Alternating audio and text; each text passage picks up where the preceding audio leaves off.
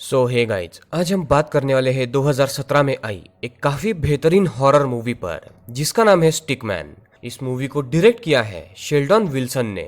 इस मूवी की IMDb rating matter नहीं करती बिकॉज ये एक अंडररेटेड मूवी है जिसकी कहानी एकदम फैंटास्टिक है। ये कहानी एमा नाम के एक लड़की पर फोकस होती है जिस पर अपनी ही माँ एंड उसकी बिग सिस्टर क्लेयर को मारने का इल्जाम था जब वो सिर्फ 10 साल की थी। बट कहानी कुछ और ही है जिसके बारे में हम आगे बात करेंगे। तो दोस्तों, वीडियो स्टार्ट करने से पहले अगर आप इस चैनल पर न्यू है तो चैनल को सब्सक्राइब करके बेल आइकॉन ऑल पर कर दे ताकि आपको ऐसी इंटरेस्टिंग वीडियोस की नोटिफिकेशन मिलती रहे। तो अब बिना देर किए चलते हैं सीधा वीडियो की तरफ। Let's roll the intro.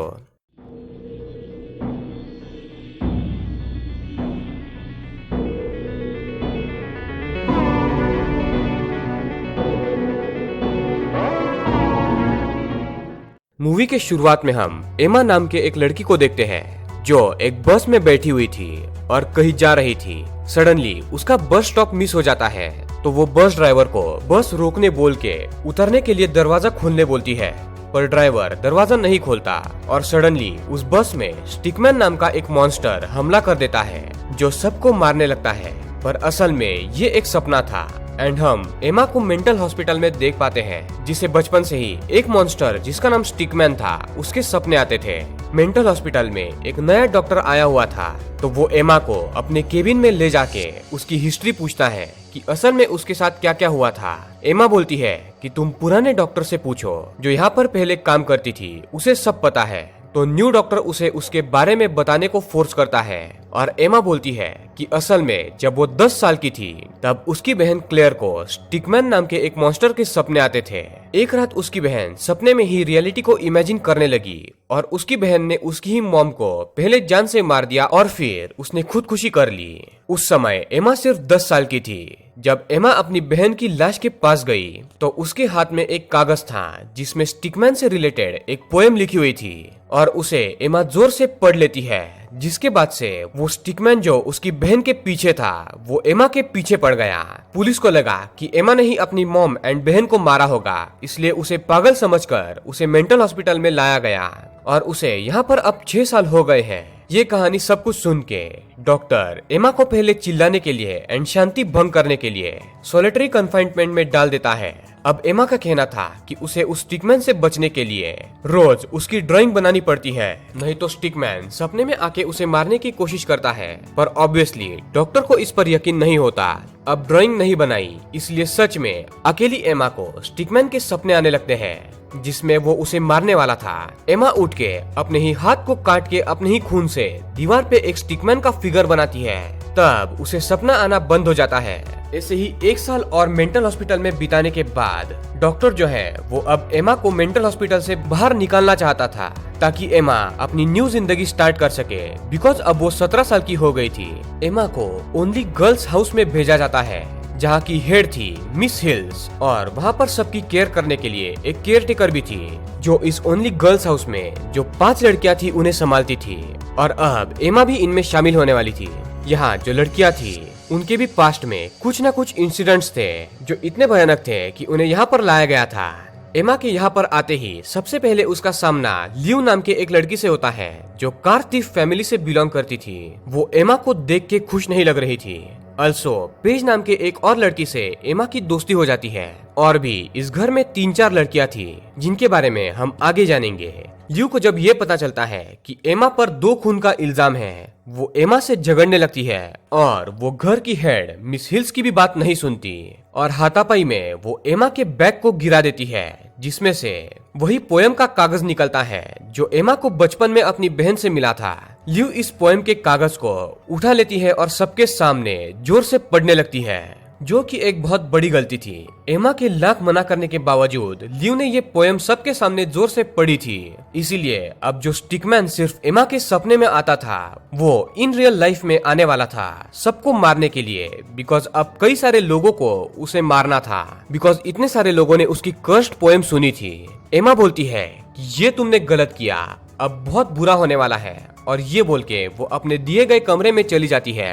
रात को पेज एमा के कमरे में आती है तो हम देखते हैं कि घर के सारे CCTV एक एक करके बंद हो रहे थे और जब पेज चली जाती है और घर के सारे लाइट्स बंद किए जाते हैं। अचानक से जो सपने में आने वाला स्टिकमैन था वो रियल लाइफ में आके एमा पर हमला करता है।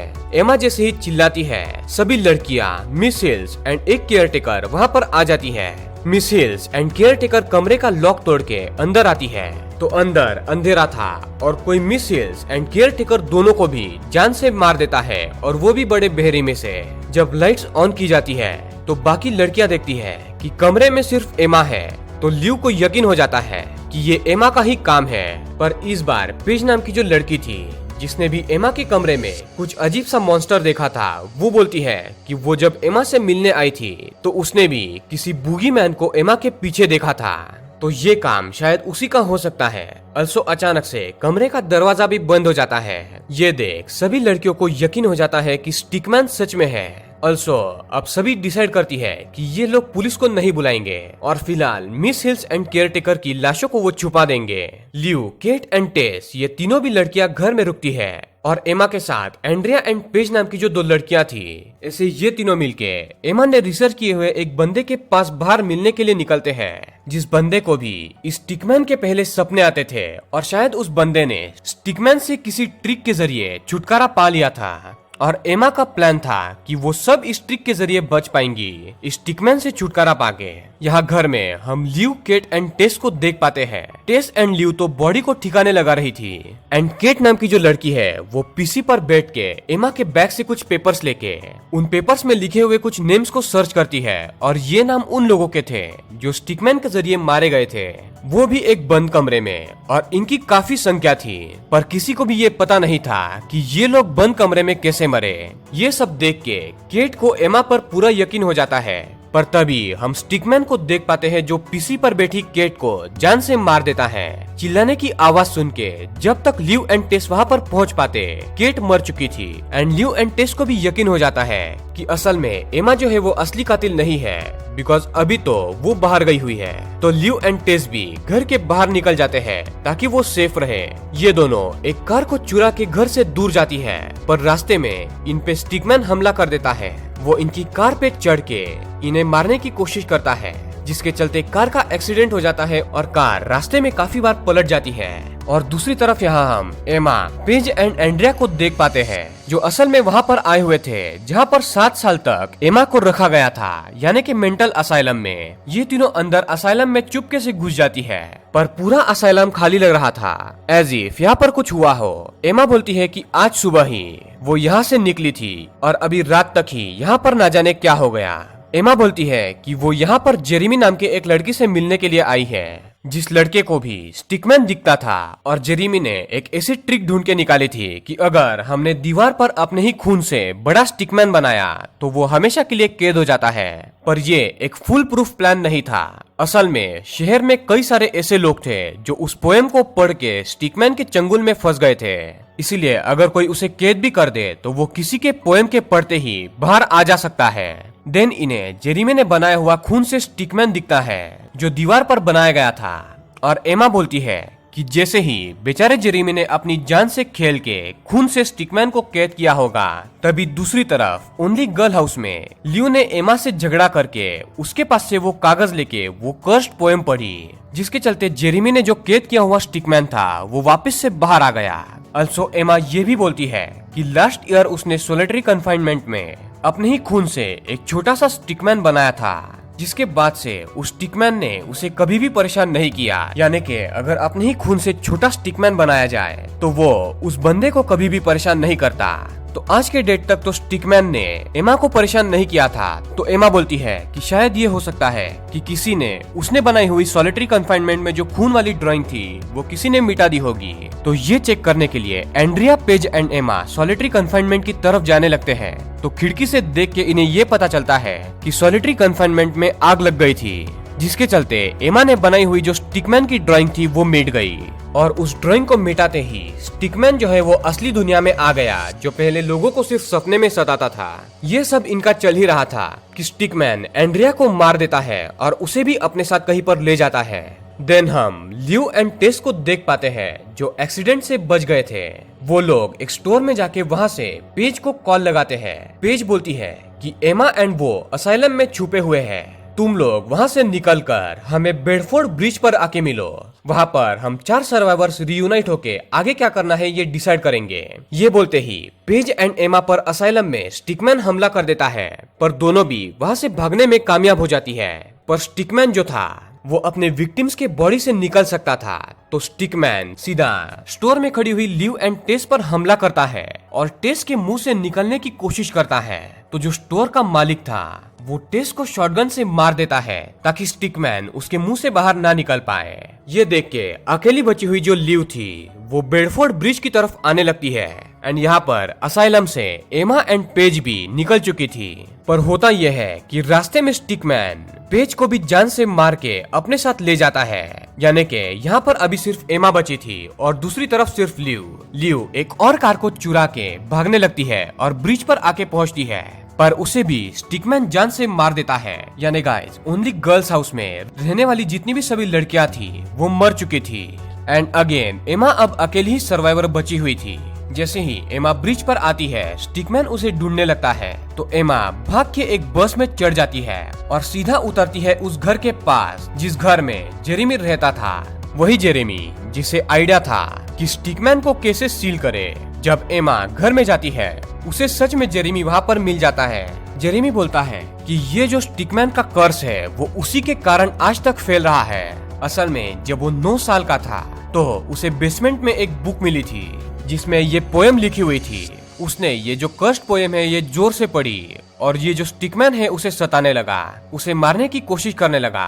तो जेरेमी ने सोचा कि अगर वो इस पोएम को किसी और को दे देगा तो स्टिकमैन उसे छोड़ के उस दूसरे बंदे के पास चला जाएगा, और इसीलिए जेरेमी ने शहर में कई सारे लोगों को ये पोएम लिख के दी और उन्हें लाउडली पढ़ने के लिए कहा।